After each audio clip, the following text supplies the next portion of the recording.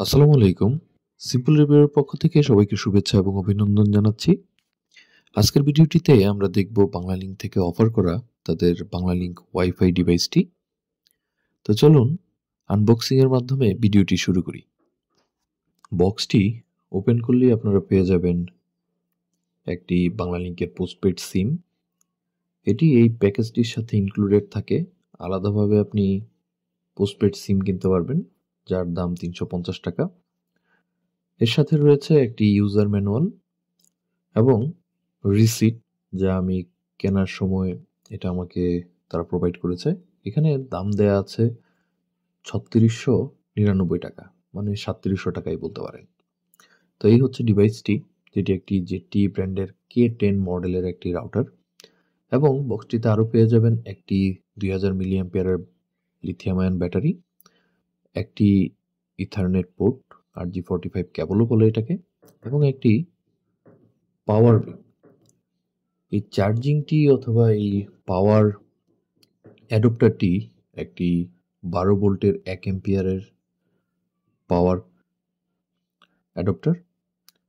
তো চলুন ডিভাইসটির আউটার লুকটা আমরা একটু দেখে নিই। ডিভাইসটিতে আপনারা দুইটি এক্সটার্নাল এন্টিনা পেয়ে যাবেন, যদিও ডিভাইসটির স্পেসিফিকেশনে দেয়া আছে 4টি এক্সটার্নাল এন্টিনা। তো আমার মনে হয় দুটি এক্সটার্নাল এন্টিনা ইন্টারনালি ইনস্টল করা আছে।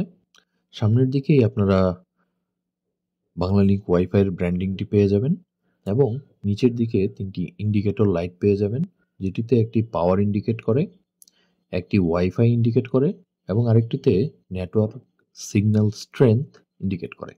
পিছনের দিকে যদি আপনারা দেখেন তাহলে পেয়ে যাবেন পাওয়ার বাটন, একটি পাওয়ার অ্যাডপ্টিং কেবল, একটি টেলিফোন কেবল, এবং একটি ওয়ান অথবা ল্যান্ড পোর্ট। পাশেই রয়েছে WPH বাটন এবং একটি রিসেট বাটন হোল। তো এই হচ্ছে ফিজিক্যাল এর পোর্টগুলো যা দেয়া আছে, এবং পিছনে আরেকটি কম্পার্টমেন্ট আপনারা দেখতে পাবেন। এটিতে ব্যাটারিটি ইনস্টল করতে হয়। তো চলুন ব্যাটারিটি আমরা ইনস্টল করি এবং ডিভাইসটি পাওয়ার অফ করি। ডিভাইসটি খুবই সুন্দর এবং খুবই শক্তপোক্ত বিল্ড, এবং এটির যে এন্টিনাগুলো আছে তা খুবই কম্প্যাক্টভাবে এর সাথে সেট হয়ে যায়। এই জন্য ডিভাইসটিকে খুব কম্প্যাক্টও আপনি বলতে পারেন, এবং এটার সাথে যেই ব্যাটারিটি দেয়া হয়েছে তা আপনি ইনস্টল করতে হলে একটি কেবলের মাধ্যমে তা জয়েন করতে হয়। তো আমার কাছে জিনিসটা একটু কঠিনই মনে হয়েছে, এবং আমি অন্যান্য যে রাউটারগুলো বাংলাদেশের মার্কেটে এখন আছে সেগুলোতে আমি এই রকমের সেটআপ আমি দেখিনি। তো যদিও জিনিসটা আমার জন্য নতুন, তবে তারপরেও এটি আপনি একটু চেষ্টা করলে খুব সুন্দরভাবেই এটি সেট করতে পারবেন। যেমন এখানে আমি প্রথম ট্রাইতেই আমি করে ফেলতে পেরেছি। তো এই ব্যাটারিতে পিছনের দিকে 2টা সফট রাবারের মতো দেয়া আছে, যা আপনারা উপরের দিকে রাখবেন সেটআপ করার সময়। তাতে যে এটাতে যে মুভ করলে আপনার নড়বড়ে যে অংশটা রয়েছে, বা এটা যে মুভমেন্ট হবে সেটা বন্ধ হয়ে যাবে।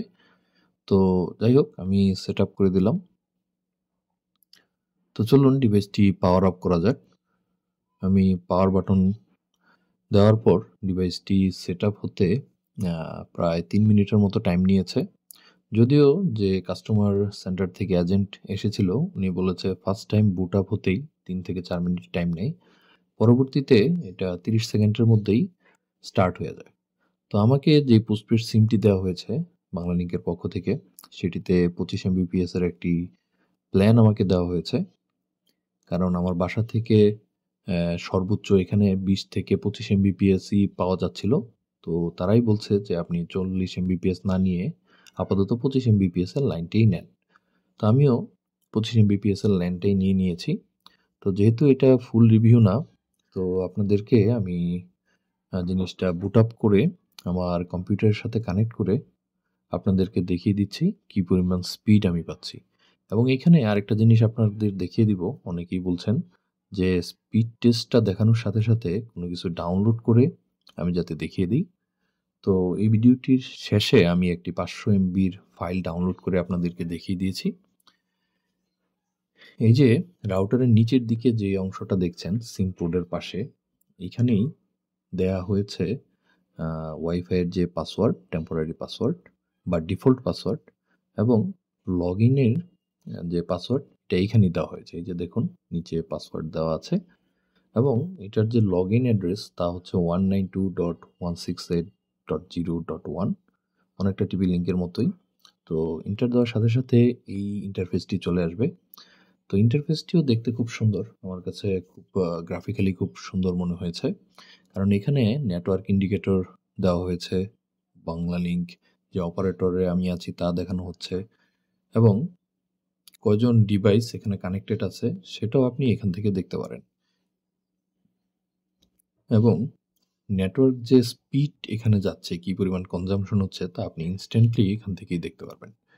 এখানে অ্যাডভান্স অপশনে যদি যান আপনারা দেখবেন পাওয়ার সেটআপ, তাছাড়া রয়েছে রাউটার, ফায়ারওয়াল আপডেট এবং আদার্স। তো এখান থেকে আপনারা ইচ্ছামতো সবকিছু চেঞ্জ করতে পারবেন এবং এখানে ম্যাক ফিল্টারের মাধ্যমে আপনারা যে কোনো ডিভাইসকে ব্লক এবং আনব্লকও করতে পারবেন।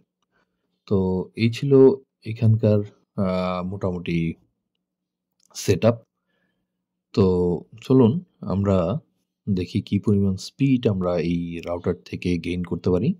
তো এই কারণে আমি আমার কম্পিউটারের সাথে আমার ডিভাইসটি কানেক্ট করার পর আমি টেস্টিং ওয়েবসাইটে চলে যাই। প্রথমে আমি স্পিড টেস্ট করব ফাস্ট থেকে, কারণ অনেকেই fast.net-কে অথবা fast.com-কে প্রিফার করেন নেটওয়ার্ক স্পিড টেস্টিংয়ের জন্য। তো আমি এটাই প্রথমে করলাম। তো এই দেখুন আমি লেটেন্সি পাইছি 40 ms এবং ডাউনলোড স্পিড পাইছি 19 mbps এবং আপলোড স্পিড পাইছি প্রায় 12 mbps এর মতো। তো সেকেন্ড আমরা যে ওয়েবসাইটটি ট্রাই করব সেটি হচ্ছে স্পিড টেস্ট বাই ওকলা। তো এটা তো আমি প্রায় 20 mbps এর মতো স্পিড পাইছি, যেটা একটা কনসিস্টেন্ট স্পিড। যদিও আমার বাসায় আমি যদি বাংলা লিঙ্কের যে কোনো ইন্টারনেট প্যাক ইউজ করি তাহলে সেটা থেকে আমি ওভার 30 mbps পাই। তো যেহেতু এটা একটা লিমিটেড কানেকশনের প্যাক এবং আমার 25 mbps সর্বোচ্চ স্পিড, সেখানে আমি কনসিস্টেন্টলি 20 mbps পাচ্ছি all the speed testing website. তো আমি এটা বলতে পারি যে বাংলা লিঙ্ক কনসিস্টেন্ট একটি স্পিড আমাকে প্রোভাইড করতেছে। তো এইটা হচ্ছে খুশির ব্যাপার। তো এখন দেখুন জিপি ফাইবারেও আমাকে 20 mbps এর কাছাকাছি দিয়েছে। তো এখানে আমি একটা জিনিস বলবো যে আমি কোনো স্পিড টেস্টেই 20-এর উপরে mbps আমি পাই নাই। কিন্তু আমি যখন ফাইল একটা ডাউনলোড করছি, যেমন এই ওয়েবসাইটটা থেকে আমি যখন একটা স্যাম্পল ফাইল ডাউনলোড করছি স্পিডটা টেস্ট করার জন্য, তখন আমি দেখলাম সবসময় আমি 2 mbps স্পিড পাচ্ছি এবং যখন আমি আমার রাউটারের ইন্টারফেস থেকে স্পিডটা দেখলাম তখন সেখানে আমি দেখলাম যে সবসময় 24-25 mbpsই আমাকে দিচ্ছে এবং এই সর্বোচ্চ স্পিডটা পাওয়ার জন্য আমার রাউটারটিকে আমার একটু বারান্দায় নিতে হচ্ছে এবং বারান্দায় নেওয়ার পরেও আমি দেখলাম যে কনসিস্টেন্ট একটা স্পিড পাচ্ছি, সবসময় প্রায় 20 mbps এর কাছাকাছি, অথবা মাঝে মধ্যে আমি বরাবর 25 mbpsই পাচ্ছি।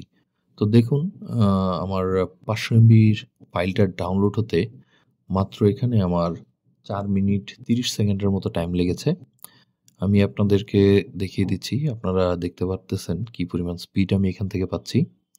তো যখন আমি এই ফাইলটি ডাউনলোড করতেছি তখন আমি অনলি মাত্র একটি ডিভাইস এটার সাথে কানেক্ট করে রেখেছি।